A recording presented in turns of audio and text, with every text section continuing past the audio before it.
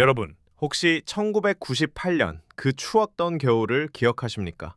대한민국이 IMF라는 거대한 파도에 휩쓸려 휘청거릴 때 재계 서열 1위 삼성은 피눈물을 흘려야 했습니다. 이건희 회장이 그토록 사랑했던 꿈, 바로 삼성자동차를 포기해야 했던 순간이었죠. 당시 세상은 삼성을 향해 손가락질했습니다. 반도체나 만들던 전자회사가 감히 무슨 자동차를 만드냐? 기계도 모르는 것들이 덤비다가 꼴 좋게 됐다. 온갖 비웃음과 멸시 속에서 삼성은 4조 원이 넘는 빚을 떠안고 르노에게 자동차 사업을 넘겨준 채 쓸쓸히 퇴장해야 했습니다. 그것이 삼성 역사상 가장 뼈아픈 그리고 치욕적인 패배였습니다. 그런데 말입니다. 강산이 3번이나 바뀐다는 30년이 지난 지금 2026년의 풍경은 그때와는 너무나도 다르게, 아니 섬뜩할 정도로 기묘하게 돌아가고 있습니다. 우리는 절대 완성차를 만들지 않겠다며 고개를 숙였던 삼성이 사실은 보이지 않는 곳에서 칼을 갈아왔고, 이제는 전 세계 자동차 시장의 목덜미를 쥐고 흔들 준비를 완벽하게 끝냈다면 믿으시겠습니까? 독일의 심장이라 불리는 핵심 기술을 사들이고 미국의 눈과 귀를 장악했으며, 이제는 현대차의 안방까지 정조준하고 있는 삼성의 소름 돋는 큰 그림. 오늘 이야기는 삼성이 30년 만에 완성한 가장 완벽하고 가장 치밀한 복수극에 대한 이야기입니다. 현대차 정의선 회장이 밤잠을 설치고 독일의 자동차 명가들이 경악하고 있는 진짜 이유. 지금부터 그 진실의 문을 열어보겠습니다. 시작하기 전 구독, 좋아요 부탁드립니다. 그럼 시작합니다. 삼성의 이야기를 하기 전에 먼저 우리는 세계 자동차 시장의 판이 어떻게 뒤집혔는지 그 처참한 현실부터 직시해야 합니다. 지난 100년 동안 도로 위를 지배했던 왕은 누구였습니까? 벤츠, BMW, 아우디, 폭스바겐, 바로 독일이었습니다. 그들이 왕자를 지킬 수 있었던 이유는 단순합니다. 바로 엔진과 변속기를 기가 막히게 잘 만들었기 때문입니다. 쇠를 깎고 나사를 조이고 기름칠을 해서 완벽하게 맞물려 돌아가는 기계공학의 정점. 그것이 곧 독일의 자부심이었죠. 하지만 여러분, 지금은 2026년입니다. 게임의 룰이 완전히 그리고 잔인하게 바뀌어 버렸습니다. 과거에는 브레이크를 밟으면 쇠막대기가 물리적으로 움직여서 바퀴를 세웠습니다. 하지만 지금은 다릅니다.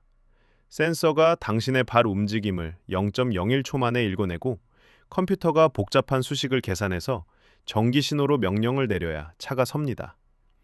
이것을 우리는 소프트웨어 중심의 자동차, 즉 SDV라고 부릅니다. 여러분은 혹시 최신형 전기차 한 대를 움직이는 데 필요한 소프트웨어 코드가 몇 줄인지 아십니까? 무려 1억 줄입니다. 1억 줄이요. 미국이 자랑하는 최첨단 스텔스 전투기 F-35에 들어가는 코드가 약 2,500만 줄입니다.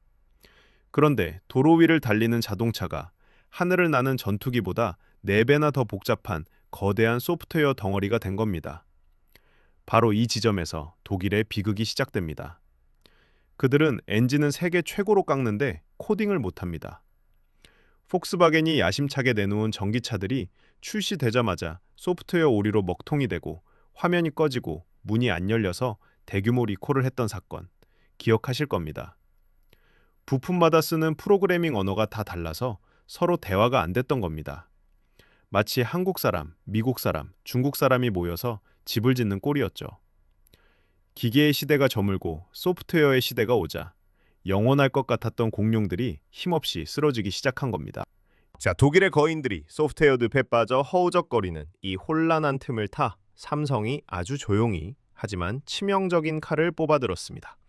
최근 업계를 뜨겁게 달구고 있는 소식이 하나 있죠. 삼성이 독일의 부품 공룡 ZF의 자율주행 사업부 인수를 추진하고 있다는 이야기입니다. 많은 사람들은 이렇게 말합니다. 아니, 삼성 돈 많으니까 그냥 부품회사 하나 또 사나 보다. 카메라 센서 기술 좀 필요한가 보지? 천만에요. 이건 그런 시시한 쇼핑이 아닙니다. 이 거래의 본질을 꿰뚫어 봐야 합니다. ZF는 벤츠와 포르쉐, BMW 같은 최고급 차량에 들어가는 눈과 신경망을 책임지는 세계적인 기업입니다. 남들이 20년 넘게 공들여 쌓아 올린 그 방대한 기술과 데이터를 삼성은 단돈 3조 원 안팎의 돈으로 통째로 삼키려 하고 있습니다. 이게 왜 무서운 일이냐고요? 퍼즐을 한번 맞춰보겠습니다. 자율주행 자동차를 사람에 비유하면 눈으로 보고 뇌로 판단하고 심장으로 뛰어야 합니다. 삼성은 이미 뇌를 가지고 있습니다. 테슬라에 들어가는 자율주행 칩 삼성이 만듭니다. 세계 최고의 반도체 기술이 있으니까요. 그런데 딱 하나 부족했던 게 바로 눈이었습니다. 오랜 기간 도로를 달리며 쌓아온 주행 데이터와 광학 기술 말이죠. 그런데 이번에 ZF 사업부를 가져오게 되면 삼성은 세계 최고의 뇌, 세계 최고의 눈까지 장착하게 되는 겁니다. 이제 전 세계에서 남의 도움을 전혀 받지 않고 혼자 힘으로 보고 생각하고 달리는 차를 만들 수 있는 IT 기업은 테슬라를 제외하면 삼성이 유일합니다. 이건 단순한 투자가 아닙니다. 시장 독점을 선언한 겁니다. 자, 이제 삼성이라는 거인이 가진 무기들을 하나씩 나열해 보겠습니다. 이걸 다 듣고 나면 아마 소름이 돋으실 겁니다. 첫째, 자동차의 귀와 입. 9년 전 삼성이 9조 원을 주고 샀던 하만. 당시엔 비싸게 샀다는 욕먹었지만 지금은 전 세계 카오디오와 인포테인먼트 시장 1위입니다. 벤츠 S클래스의 그 화려한 스피커와 화면, 다 하만 겁니다. 둘째, 자동차의 심장. 삼성 SDI가 만드는 전기차 배터리.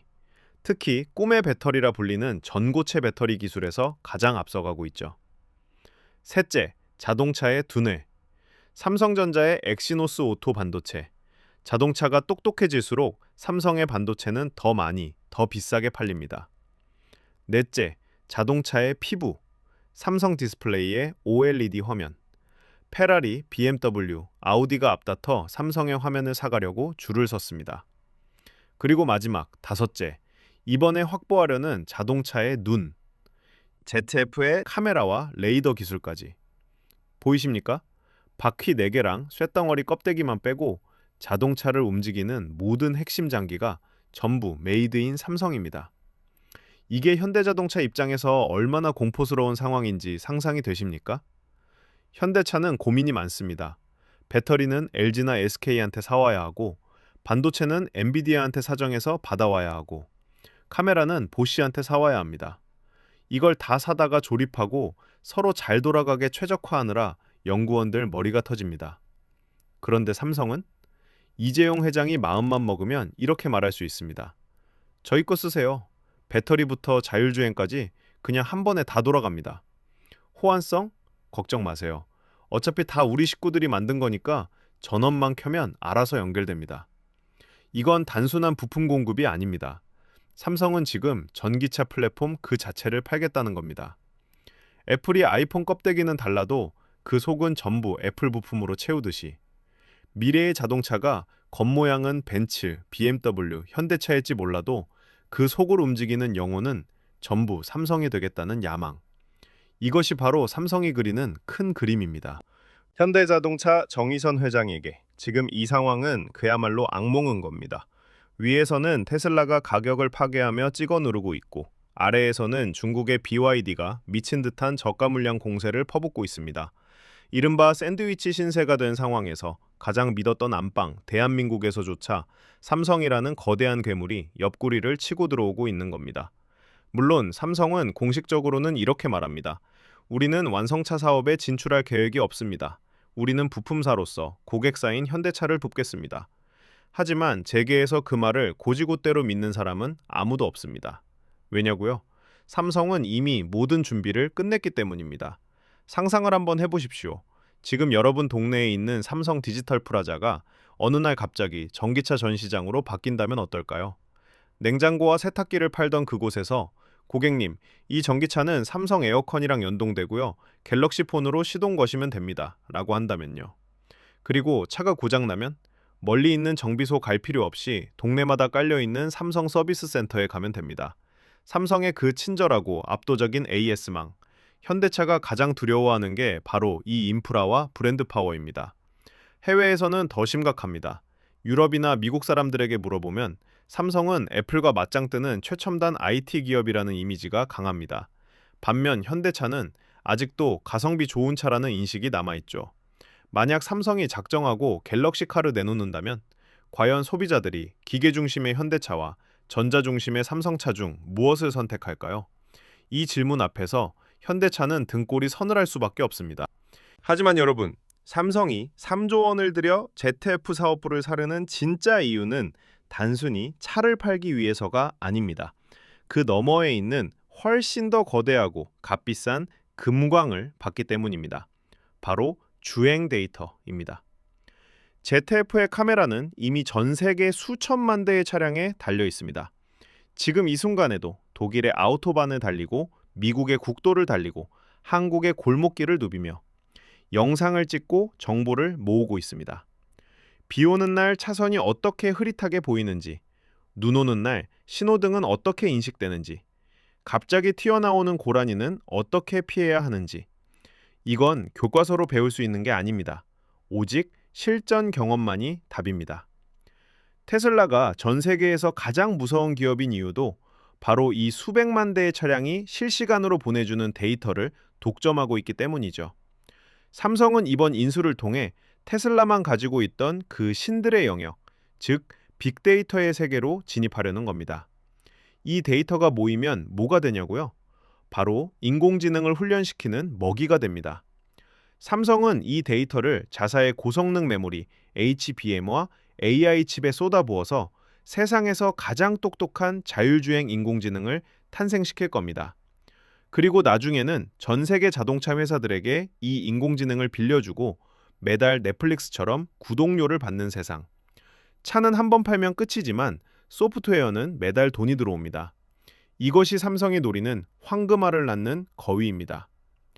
이야기를 마무리하겠습니다. 1998년 겨울, 이건희 회장은 차가운 바람을 맞으며 자식 같았던 자동차 사업을 떠나보내야 했습니다. 그것은 패배였고 굴욕이었으며 씻을 수 없는 아픔이었습니다. 하지만 2026년 그의 아들 이재용 회장은 조용히 미소를 짓고 있습니다. 세상은 변했습니다. 기름 냄새 나는 엔진이 사라지고 소프트웨어와 반도체가 지배하는 세상이 왔습니다. 시간은 결국 삼성의 편이었습니다. 이제 삼성은 선택할 수 있습니다. 직접 삼성 마크를 단 차를 찍어내든 아니면 전 세계 모든 자동차의 심장 속에 삼성의 영혼을 심어놓든 어느 쪽이든 삼성은 이 거대한 자동차 시장의 승자가 될 준비를 마쳤습니다. 30년 전 반도체나 만들던 회사가 무슨 자동차냐며 비웃었던 세상에게 삼성은 지금 실력으로 증명하고 있습니다. 우리가 자동차를 만드는 게 아니라 자동차가 우리 안으로 들어왔다라고요. 현대차의 필사적인 수성일까요? 아니면 삼성의 화려한 탈환일까요? 총성 없는 전쟁은 이미 시작되었습니다. 그리고 그 전쟁의 끝에서 우리는 도로 위의 권력이 바뀌는 역사적인 순간을 목격하게 될지도 모릅니다. 지금까지 월가에 사는 고양이였습니다.